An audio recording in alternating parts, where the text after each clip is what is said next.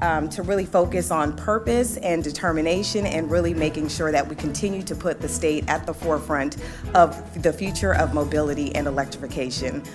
This project is because we've had a lot of partners and friends that have joined the Electron in the arena of innovation that didn't accept no for an answer. The first mile in the world of concrete road was paved here, close to here in Woodward Avenue, 1909. And here we are together today to actually celebrate the nation's first electric roadway here in Detroit.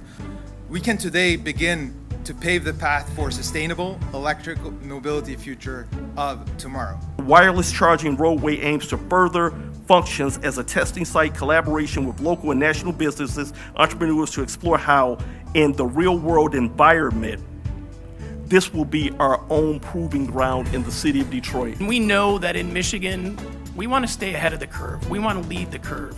We want folks in the nation to be seeing what we're doing here and providing the environment where this sort of innovation can occur.